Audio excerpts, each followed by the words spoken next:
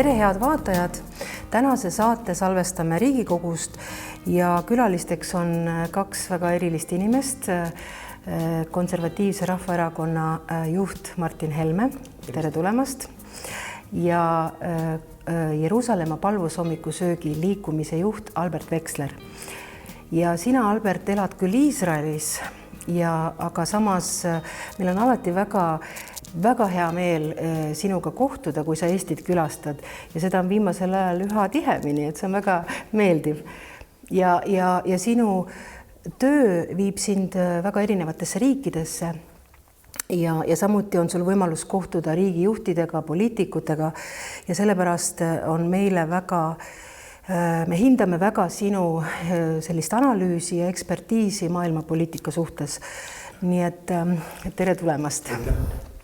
Aga räägime siis täna võib-olla kõigepealt võtaks teema nüüd kõige kuumem teema, nagu siin on maailmas praegu, on siis Donald Trump ja tema valitsemis nüüd juba vist 1,5 kuud või 2 kuud, mis siin täpselt tuleb. Et kuidas te hindate seda mõju sellisele suuremale poliitikale ja Martin, võib-olla sina alustad? Ja eriti Eestis ei saada sellest aru või ei taheta aru saada ja isegi need, kes tahavad aru saada, need meelega, me räägime siin meie peavoolumeediast, me räägime meie siin nii-öelda peavoolu poliitilistest parteidest, meelega esitlevad asju täiesti tagurpidiselt, et meile üritatakse luua muljet, nagu oleks Donald Trump, esimene asi, et ta oleks rumal ja ei saaks aru, mis ta teeb või lahmib niisama, see kindlasti ei vasta tõele. Ta väga hästi teab, mis ta teeb, tal on selge plaan, mis ta teeb, tal on väga metodoloogiliselt liigub selle plaani täitmisel ja kasutab selleks küll, tõsi, ebakonventsionaalseid võtteid, aga liigub väga selge plaaniga ja oma plaani viib ellu väga süstemaatiliselt. See on esimene asi. Teiseks, loomulikult siis küsimus, et mis see plaan tal on ja meie jälle peavoolupoliitikud ja peavoolumeedia üritavad meile selgeks teha, et see plaan on kuidagi Eestile kahjulik. Ja siin kõlavad väga emotsionaalsed hüüdlaused sellest, kuidas ta on hüljanud Ukraina või hüljanud Eesti või reetnud NATO ja nii edasi. See ka kõik ei vasta tõele. Vastupidi, nii nagu Trump ise ütleb, ta püüab päästa, mis päästa annab Ukrainas. Ta püüab ära hoida suurt NATO sõda või 3. maailmasõda. See kindlasti ei ole hülgamine, vaid see on ikkagi väga keerulises olukorras asjade paremaks tegemise plaan. Ja sellele vastu töötamine on tegelikult meile kahjulik ja me näeme, kuidas meie enda poliitiline koorekiht töötab sellele selgelt vastu praegu. Ja mida nad siis argumendiks meile väga sageli kuuleme, et Trump lõhub reeglite pärast maailma. Ja sinna juurde jäetakse meile rääkimata, et mis reeglid need siis on, mida ta lõhub. NATO või Euroopa Liit või ÜRO lõhub. Ega siis Pariisi kliimalepe on selle nende reeglite põhise maailma üks oluline osa. WHO ehk Maailma Terviseorganisatsioon on selle reeglite põhise maailma üks osa. Ütleme siis kogu see vaktsiinitürannia, mis oli, ju tuli sealt kaudu. Need, ütleme siis rohepööre on selle reeglite põhise maailma osa. Transsoolisuse pealepressimine, traditsioonilise abielu lammutamine, need on kõik selle globalistliku reeglistiku lõhkumine, millega ta tegeleb ja meil on hea meel, minul konservatiivina, minul rahvuslasena ja suveränistina on jube hea meel vaadata, et ta lõhub seda, sest see süsteem, need reeglid, mis meil on, viivad meid hukatusse. Nii otseses kui kaudses tähenduses viivad meid hukatusse, viivad meid sõtta, viivad meid väljasuremise, viivad meid moraalsesse pankrotti, kui juba ei ole viinud. Ja nendest reeglitest tulebki lahti saada, alles siis saame normaalsuse tagasi.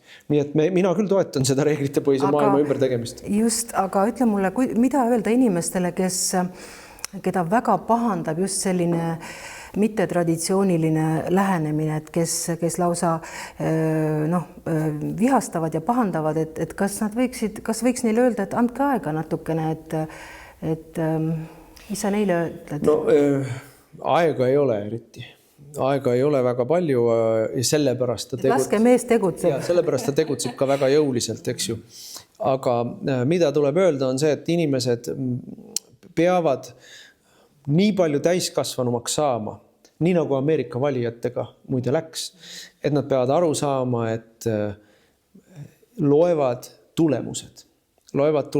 Trumpi esimesel ametiajal oli ju ka see, põhikriitika oli see, et ta on tema nii-öelda, nii nagu meil Eestis räägitakse, retoorika oli hirmus, et temal olid need säutsud Twitteris ja ta ütles kellegile või teisele kolmandale halvasti.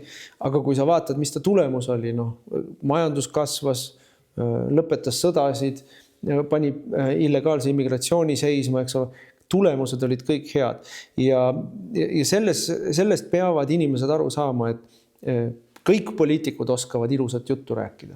Väga vähesed poliitikad oskavad häid tulemusi tuua. Ja kui sa lased ilusatel valedel, meilgi Eestis, kas Kaja Kallas ei rääkinud ilusaid valesid, maksud ei tõuse ja oleme kogu aeg kaitstud ja mitte kunagi enam üks. Tuli välja, et need on valed kõik.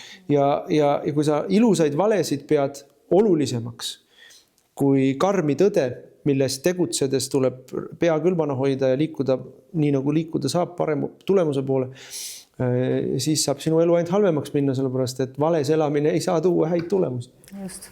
Kas sa, Albert, lisaksid midagi siia? Ma tooksin ühe teise nurga siia. Ma olin just Washingtonis, tulin sealt tagasi ja üsna ootamatult sain kokku ühe Trumpi nõunikuga, kes on ka meie palvusommikusöökidel käinud, Johnny Moore. Ja kui ta kuulis, et ma tegelikult olen Eestist pärit, siis ta ütles, et vau, et mina väga hindan Eestit, et Eesti on üks innovatiivne väike riik ja see oleks just ideaalne koostööpartner Ameerikale selle jaoks, et ellu viia neid muutusi, mida on tarvis ellu viia. Ja see mind väga üllatas, sellepärast, et loomulikult on Eestil selline kuulsus, aga see mõte, et Eesti võiks mingisuguse alternatiivse teekonna või raja nii-öelda avada, oli minu jaoks tõesti uudis ja ma arvan, et see on positiivne ja see on hea ja oluline niisuguses suunas vaadata.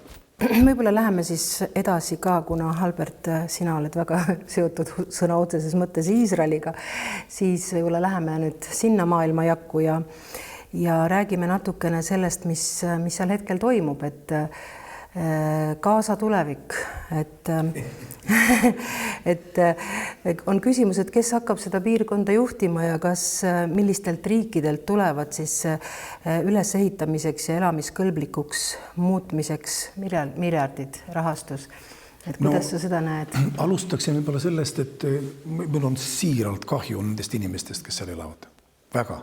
Sest need on ära kasutatud. Need on ära kasutatud poliitilise hoovana juba aastakümneid selleks, et Iisraelile ära panna. Ja seda on tehtud sihipäraselt. Kui mõelda näiteks kõigile konfliktidele, mis on toimunud Lähis-Idas, eks ole, Süüria kodusõda või siis Iraagi, eks ole, langemine ja kõik need põgenikud, kes on läinud mööda maailma laiali, keegi ei öelnud, et ei, et Süüriast ei tohi keegi ära minna. Mitte keegi ei öelnud, ei, Iraagist ei tohi keegi lahkuda. Aga Gazast ei tohi keegi lahkuda. Ja see on kummaline. Ja mina mõtlen, mikspärast on teistel inimestel õigus otsustada nende inimeste eest. Enne 7. oktoobrit 44% Gaza noortest tahtsid sealt lahkuda. Ja mis tulevik neid ootab seal? Sest et alates nõnda nimetatud ostulepetest, kui Hamas ja Palestiina omavalitsus said enda kätte telekanalid ja raadio, on nad tegelenud sellise ajupesuga, et see on lihtsalt hirmuäratav. See, mida me näeme, on selle 30 aasta töö tulemus. Ja sinna on see viinud ja tähendab, kui sellele keegi lõppu ei tee, kui sinna ei too keegi mingit pööret, siis ei ole üldse mingit lootust nende jaoks. Ja need Trumpi avaldused, eks ole, mille üle irvitatakse, samas on see väga oluline. Nüüd teiselt poolt, kas Iisrael tahab, et Ameerika Ühendriigid või ükskõik kelle teise riigi väed oleksid seal sees? See on väga küsitav, sellepärast, et kui sul on täna, eks ole, sõbralik Trumpi administratsioon, aga homme, mis juhtub, ja äkki näiteks ei tule neid rahasid, mis on tarvis selle Riviera ehitamiseks, et siis äkki müüakse see maha Türgile. Või mis iganes muu stsenaarium võib tulla, eks ole, päevavalgele. Nii et Iisraelil on vaja omada väga tugevat kontrolli selle üle, sest et iseenesest mina arvan seda, et kui näiteks kristlased saaksid vabalt hakata tegelema haridusprotsessiga seal. Kristlikud koolid on nii väga populaarsed üle maailma. Nazaretis, eks ole, Iisraelis või kus kohas mujal. Nad on hinnatud, et kui tekiks mingisugune alternatiiv. Missioonitöö kristlastele kaasa on avatud. Et oleks alternatiiv nendele kaasa elama. Kus see rahastus ikkagi ilmselt tuleb siis ikkagi Ameerika toel ehitatakse see üles või? No mina arvan, et ma ei tea, Pille, kas sa panid tähele seda, aga tähendab USAID andis 7. oktoobrist alates Hamasile $2 miljardit. Samal ajal, kui eks ole, valitsus andis $3 miljardit Iisraelile, andsid nad laua alt nii-öelda $2 miljardit Hamasile, nii et see on tõesti skisofreeniline. Aga raha alati leitakse ja kui sa vaatad neid nõnda nimetatud, ma ei oskagi neid teistmoodi nimetada kui peaterrorist Hamasi juhid, eks ole, Hamas, Ismail Haniyeh või siis Khaled Mashal või miljardärid. Kust see raha võeti? Ja millise startupiga nemad tulid välja? Missuguse startupi nemad maha müüsid sellele maailmale? Juutide tapmise startupi. No mina ütleks selle Gaza teema peale, see on nii hea lakmus jälle.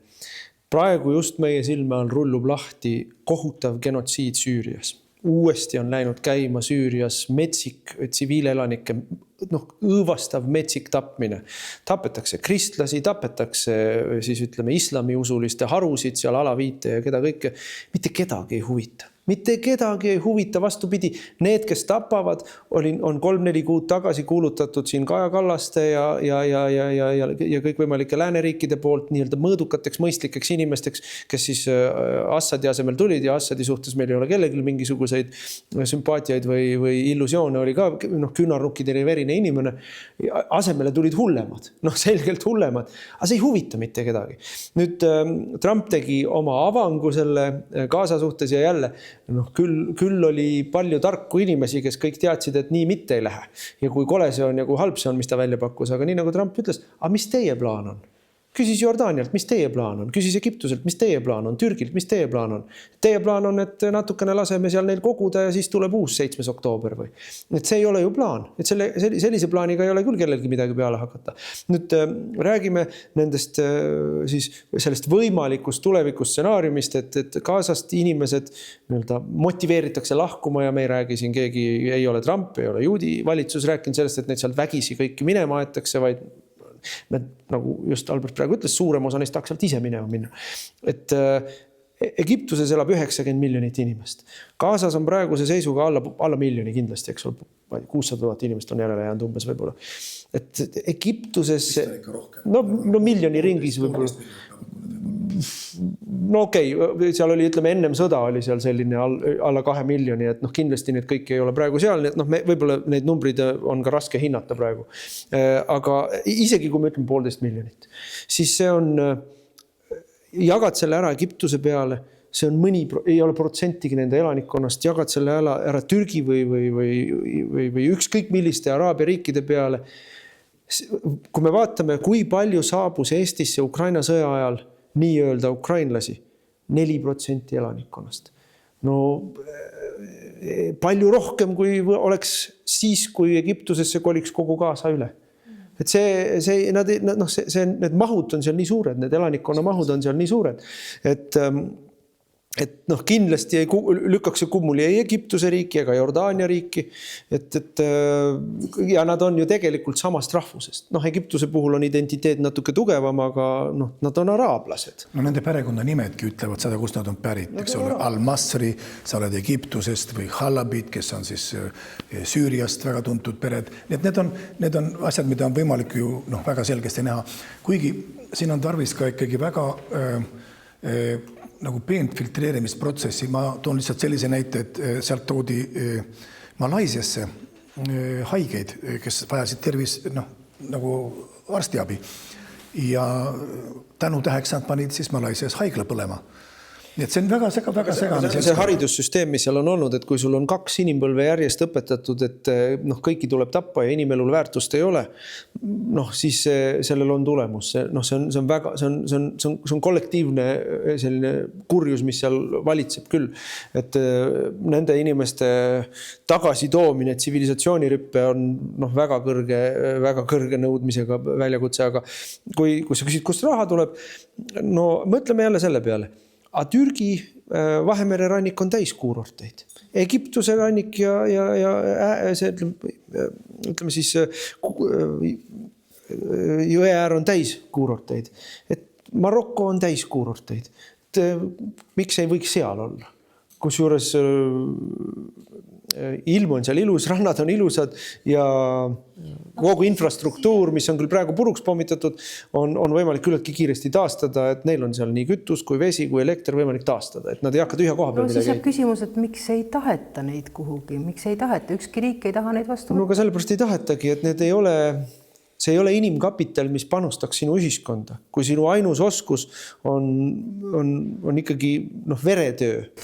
Aga praegu on kas see on ka tõsi, Albert, et on selline ultimaatum käidud välja ka Iisraeli poolt ja ka vist ilmselt ka Trumpi poolt, et kui ei vabastata nüüd kohe pantvange, et siis Iisrael praegu valmistab et selliseks ulatuslikuks löögiks ka. See on tõsi ja tähendab tegelikult kogu see protsess, mida me olime nüüd näinud viimaste nädalate, viimase kuu jooksul, eks ole, kui see vaherahu pihta hakkas ja jutumärkides vaherahu.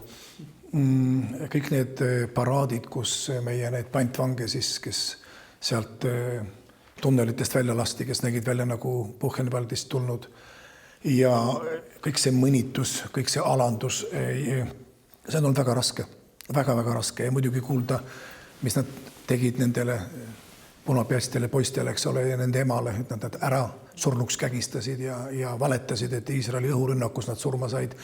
Need on olnud väga valusad. Ja siis korraldasid nende surnutega paraadi. Kus on meie uudistes?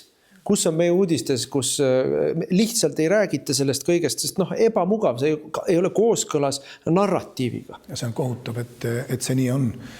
Ja tähendab, see aeg on olnud väga raske Iisraeli jaoks ja kogu Iisraeli ühiskonna jaoks ja loomulikult kogu see pantvangi teema annab vaenlasele nagu väga tugevad kaardid, sellepärast, et sisepoliitiliselt on Netanyahul väga raske olla selles rollis, et tema on nüüd see, kes selle pantvangide vabastamise peatab.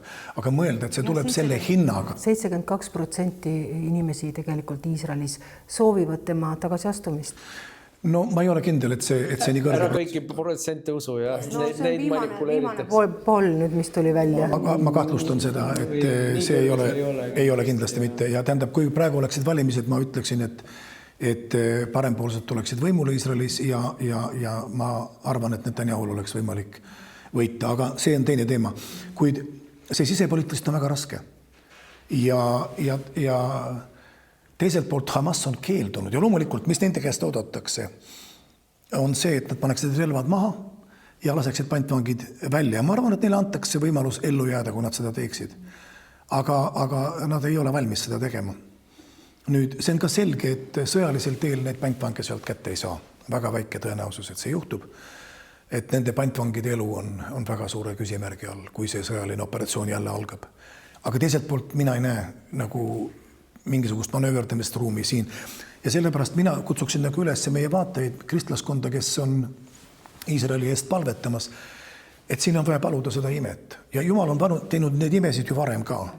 Sest et need 2 eesmärki, mida on praktiliselt võimatu ühildada, juhtuksid, siin on vaja palvet ja seda ma palun, et ka Eesti kristlased võiksid palves Jumala ette tõsta, sest et siin ei ole teist teed. Ja, see on väga oluline. Aga võib-olla natuke räägime ka sellisel teemal nagu kuuvarjutus Puurimi pühade ajal. Puurimi pühad on lähenemas. Millal täpsemalt? Neljapäeval. Juba nüüd, eks ju, ja rabid näevad selles hoiatust islami maailmale. Rabi Mordekai sõnul on kuuvarjutuse toimumine idataevas halb märk kõikidele idapoolsetele rahvastele. Seega on kuuvarjutus tihedalt seotud moslemitega ja antud juhul on see hoiatus araablastele. Et vaata, kui huvitav selline. No ida pool on ka Iraan ja tähendab, ma arvan seda, et viimased uudised, mis me oleme näinud, on olnud väga tugevaks hoiatuseks ka Iraanile, sest et nad on ületamas oma tuumakünnist ja tähendab, see on väga-väga ohtlik mitte ainult Iisraelile, vaid kogu maailmale. Aga mis puudutab neid Iisraeli pühasid ja neid tunnustähti, mis on sellega nagu kaasnenud läbi aastate, see on märkimisväärne, sellepärast et kõik piiblisündmused ja see sõna muuseas ka püha on heebrea keeles moed, mis tähendab võimaluste akent ja sa näed seda, kuidas väga paljud Uue Testamendi sündmused, näiteks paasapüha, eks ole, 4 pühipäev, nad on kõik juhtunud just nendel hetkedel, kui need pühad otseselt tulid. Aga kui sa vaatad ka läbi ajaloo, siis näiteks Stalin suri Puurimi ajal, mis andis tema surmale väga olulise tähenduse, sest et tema oli valmistamas ka koonduslaagreid juutidele seal, kui 50. aastatel see kampaania lahti läks. Ja et ta sureb sellisel kuupäeval, andis sellele märgilise tähenduse, et tema on see Haaman. Jah, täpselt, et vabanemine toimus tegelikult. No Iraanist rääkides jälle, Iraan on minu meelest suurepärane näide sellest, mismoodi Eestis lihtsalt ei saada või ei taheta saada aru, mis toimub Trumpi välispoliitikas. Ja meil kõik keskenduvad ainult ühele küsimusele, et kas Zelenskiga käituti halvasti või mitte. Ma ütleksin, et ma soovitan kõigil inimestel vaadata kogu seda pikka videot ära ja kuulata sinna juurde Ameerika välisministri või ka Ameerika asepresidendi siis hilisemaid selgitusi, kus nad ütlesid, et nad või ka näiteks Ameerika senaatorid, kes räägivad, et nad olid eelnevatel päevadel väga korduvalt öelnud Zelenskile, et ära neid ja neid teemasid avalikkuselt hakka pressima seal välja avalikult. Et ära neid teemasid tõstata, siis keerata selle sündmuse tuksi. Ja ta läks sinna ja hakkas täpselt seda tegema, mis tal paluti mitte teha. Nii et selles mõttes loomulikult ei saa sellele jääda reaktsiooni järgnemata. Aga kui me nüüd vaatame kogu seda suurt pilti, mida siin Trump üritab kokku leppida ja venelastega kokku leppida, selgelt on suunanud oma jõupingutused sellele, et venelastega kokkuleppe saavutada, siis Iraan on selles palju tähtsamal kohal kui Ukraina. Ja võib isegi öelda niimoodi, et meile see ei pruugi meeldida või me ei pruugi sellest aru saada, aga kui Trump peab seda vajalikuks, siis ta teeb vahetuskaupa sedapidi, et ta loovutab venelastele, annab venelaste huvidele järgi Ukrainas selle nimel, et Iraan ei saaks tuumariigiks. Sest et kui Iraan saab tuumariigiks, siis on meil vähemalt regionaalne tuumasõda, praktiliselt iga hetk võib käima minna. Ja see on see ju ka, millest Trump on hoiatanud, kui ta ütles Zelenskile, et ma proovin ära hoida 3. maailmasõda. Trump on korduvalt rääkinud sellest, et meil on reaalselt väga suur risk sellele, et puhkeb 3. maailmasõda ja 3. maailmasõja puhul on reaalselt väga suur risk, et puhkeb tuumasõda. Ja sellist asja nagu limiteeritud või piiratud või vähese ulatusega tuumasõda, andke andeks, ei ole olemas. Aga kuidas siis meie poliitikud praegu peaksid kuidas Eesti nii-öelda riigijuhid, poliitikud peaksid oma sellist käitumist suunda muutma, et mis oleks see meie jaoks praegu see suund? Meie häda on selles, et meil on ju põhimõtteliselt meil 30 aastat järjest sama klikk võimul olnud. Ütleme, alates 2004. aastast, kui me astusime korraga nii Euroopa Liitu kui NATO-sse, on meil olnud üks ja sama mantra. Meil on artikkel 5, meil on liitlased, me ise ei pea muretsema ja meil on selja taga ameeriklased. Ja ma tuletan kõigile meelde, kuidas meile müüdi Eesti osalust Iraagis, Eesti osalust Afganistanis, Eesti osalust Mali operatsioonidel, Eesti osalust Süüria rahuvalvamises. Kui me seal oleme, siis kui meil on vaja, küll ameeriklased, britid, prantslased tulevad.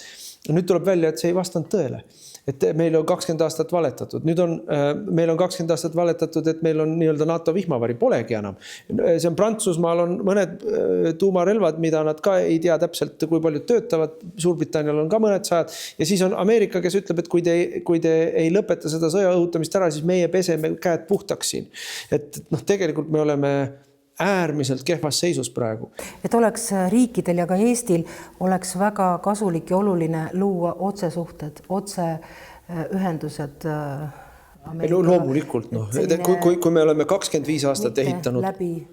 Kuulame, kui me oleme 25 aastat ehitanud kogu oma julgeoleku sellele, et meil on head suhted ameeriklastega, siis nüüd, kui meil on taasiseseisvumisaja kõige keerulisem olukord, on meie valitsuserakonnad võtnud selge hoiaku, et me norime tüli Ameerikaga. No see on täiesti hullumeelne ja suitsidaalne. Samaaegselt kerides aina kõrgemale tooniga konfliktset retoorikat Venemaaga. Aga meie suhted on ikkagi läbi Euroopa Liidu, vaata meil ei ole otse. Minu meelest kõik riigid peaksid praegu kuidagi oma välispoliitika ümber mõtestama ja hakkama kuidagi otse suhtlema. No tegelikult on ju niimoodi, et Euroopa Liit ei oma välis- ja julgeolekupoliitika on üks väheseid viimaseid asju ja maksupoliitika ka, mis ei ole Euroopa Liidu oma, vaid on liikmesriikide oma. Ja see, et me nüüd siin Ukraina sõja taustal on 26 riiki 27 valmis kogu välispoliitika ja ka riigikaitsepoliitika andma Brüsselile, räägib meile tegelikult ju sellest, kuidas Brüssel toimib ja kui halvasti on meie huvid kaitstud praegu. Et kui Kaja Kallas hakkab ikkagi rääkima kogu Euroopa nimel, siis meil kõigil tõusevad juuksed püsti. Sest ta ei ole piisavalt mõistlik inimene. Nii et, aga mis Eesti poliitikud tegema peavad? Kõigepealt sa pead aru saama sellest, kui sa oled eksinud. Ja meie peavoolupoliitikud on 20 aastat järjest eksinud. Kõik on valele kaardile pandud. Veel hullem, viimased 3 aastat on kõik valele kaardile pandud. Ja nemad, see on nagu ameeriklastel on ütlus good money after bad money. Et tehti vale otsus ja nüüd selle asemel, et seda otsust korrigeerida ja selle otsuse nii-öelda kahjud minimeerida, selle asemel kaevatakse auku järjest sügavamaks. Et see tuleks ära lõpetada esimese asjana. No ma tooksin selle näite, meil on praegu Iisraelis see teema, mis puudutab 7. oktoobri sündmuste hindamist. Ja me tuleme tagasi sellesse kohta, kus on näha, et kogu valitsus ja ka, see on nagu aastakümneid loodud üks vale paradigma, vale arusaam. Ja see algas Oslo lepetest pihta, kus Shimon Peres ütles, et enam ei ole vaja konventsionaalseid relvi, ei ole vaja tanke, ei ole vaja sõdureid, on vaja ainult raketikaitset. Ja Iisraeli sõjaväe juhtkond, ja see nüüd on kogu aeg meie lehtedes, ei valmistanud küll rünnakuplaane, ei valmistanud muud kui lihtsalt konflikti alal nagu kuidas öeldakse, konserveerimise plaane või siis kuidagi modereeritult vastata. Ei ole, kui ei ole armee valmis sõda võitma. See on see, mis olukorda me tulime. Ja siis algas see vale, et Hamas tahab rahu.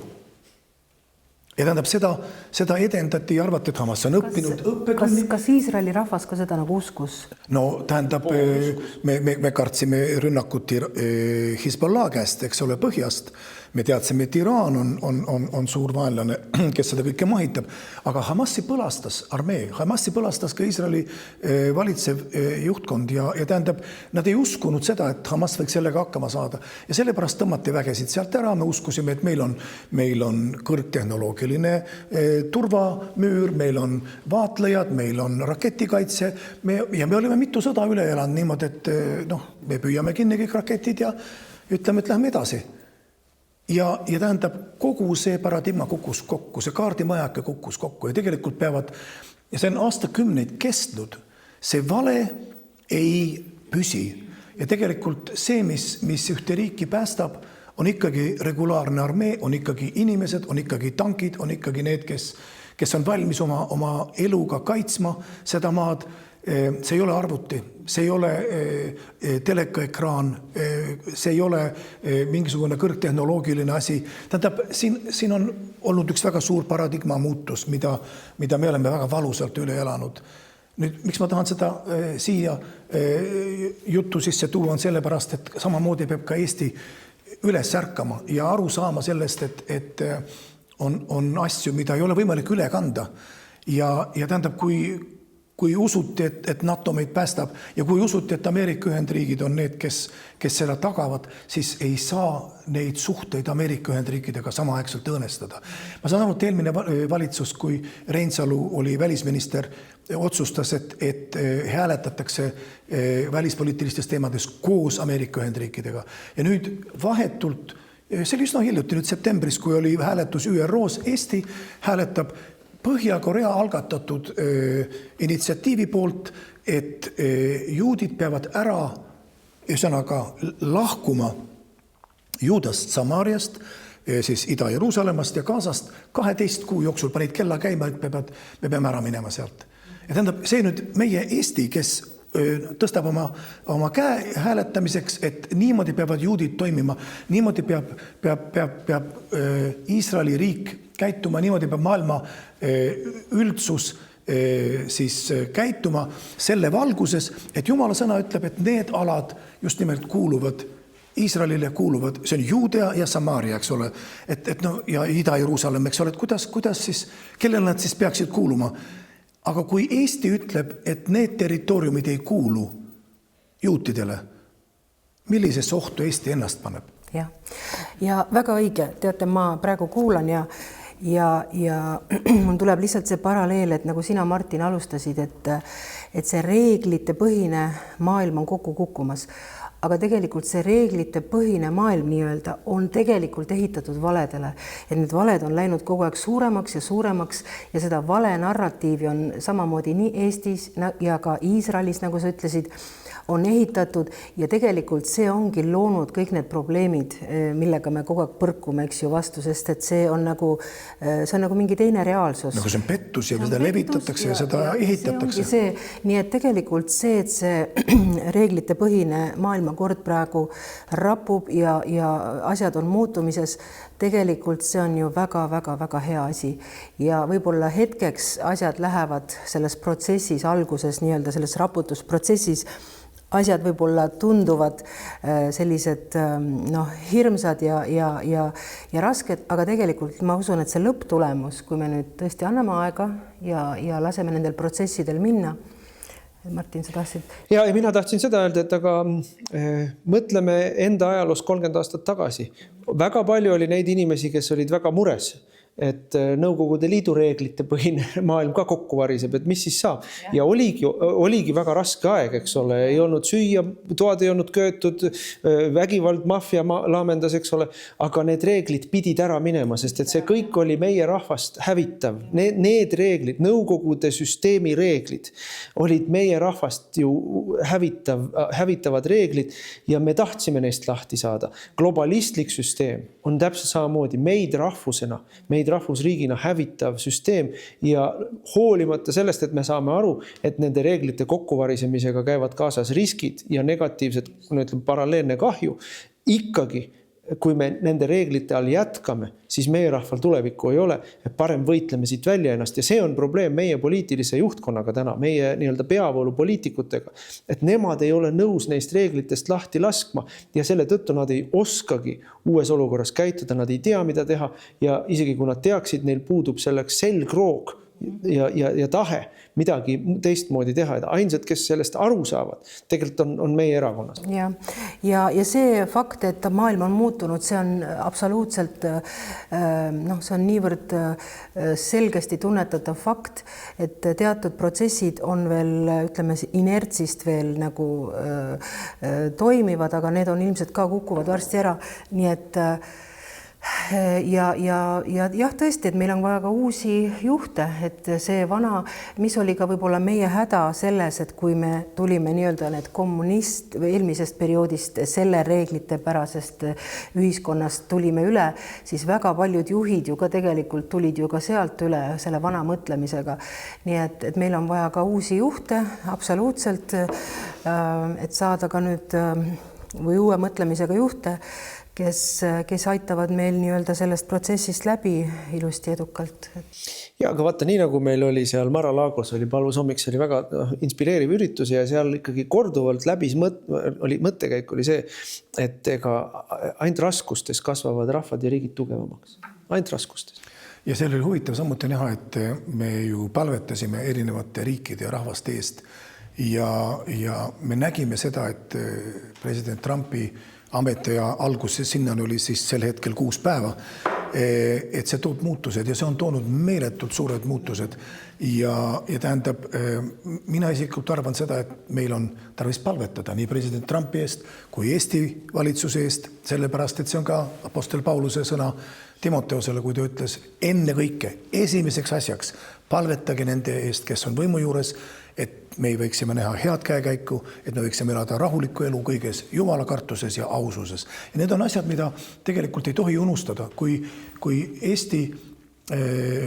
Eestis kirikud pühapäeval oma uksed lahti teevad, siis esimene asi, mida peaks olema nii-öelda kuulda sealt, on palved Jumala poole sellepärast, et meil võiks olla jumalakartlik valitsus. Ja tõde teeb vabaks ja me peame ka kristlastena, kui osa meie vaatajatest on kindlasti kristlased, siis me peame nagu ka aru saama, et sellest autoriteedist, mis on ka meile antud ja meelevallast ja sellest väest, mis on meie käes tegelikult, nagu sa, Albert, ütlesid, et me peame palvetama ja me peame palves läbi kandma need protsessid, aga selleks me peame mõistma tõde, me peame aru saama, mis tegelikult toimub, et üldse olla võimeline õigeid asju palvetama ja õigeid määrusi välja siis nimetama. Nii et palugem lihtsalt, et Jumal ilmutaks, mis on see praegune sõna, mida Jumal teeb, et ka palvetada, sest ega need asjad ilma palveteta ei juhtu, et selleks on kindlasti vaja kristlaste tuge ja vähem võib-olla kritiseerida ja lasta nendel protsessidel siis anda need üle Jumalale, usaldada Jumalat ja me usume, et need asjad lõpuks lähevad veel väga hästi ja õiges suunas. Et meie saade hakkabki kohe lõppema, et võib-olla selline lühike lõpusõna veel mõlemilt. Ja mina usun raudselt palveväge, see on asi, mida ma olen oma elus nii palju kordi kogenud, et see on päris asi. Nii et ja nii ta on, et kui Trump ametisse vanutamise kõne pidas, siis minu meelest üks nagu kõikide muude valimislubaduste ja asjade kõrval, mis ta ikkagi ütles, on see, et mina tahan olla rahutegija. Ja see on see, mida ta praegu teeb. Tema tahab olla rahutegija, et ta teeb rahu ja ta nagu natipidi tassib neid kraaklevaid kutsikaid kokku või lahutab neid, sest see on ohtlik, mis toimub praegu. See on ohtlik, mis toimub. Meil on väga lähedal suur globaalne tuumasõda, nii nagu Trump ütles, ta teab rohkem kui siin ükskõik milline meie ajakirjanik või poliitik või julgeoleku nii-öelda ekspert. Et me peame kõik omalt poolt andma kõik, mis me suudame ja oskame selleks, et see tema rahuplaan ikkagi toimiks, sest et meie oleme esimesed, kes jäävad selle sõja jalgu. Meie maal hakkab see sõda toimuma, kui seda rahu ei saavutata. Ma ütleksin seda, et president Trumpi kõne siis rahvuslikul palvusommikusöögil Washingtonis, kus ma olin veebruaris, oli väga eriline, sest et tema andis tõesti au Jumalale selle eest, et ta ühel olulisel hetkel oma pead pööras, et vaadata ühte tabelit, et ütles, et see, et ma pöördusin, päästis minu elu ja ta ütles nii, et Jumal päästis minu elu, et päästa Ameerikat. Ja ma arvan, et siin on väga-väga oluline, et meiegi õigel ajal oma pea pöörame õiges suunas ja pääseksime ise ja tooksime ka abi teistele. Jah, see on väga hästi öeldud, Albert ja Martin. Suur tänu täna saatesse tulemast ja ma usun, et mitmedki teemad said selgemaks. Aitäh teile ka, head vaatajad, et olite meiega ja me kohtume varsti taas.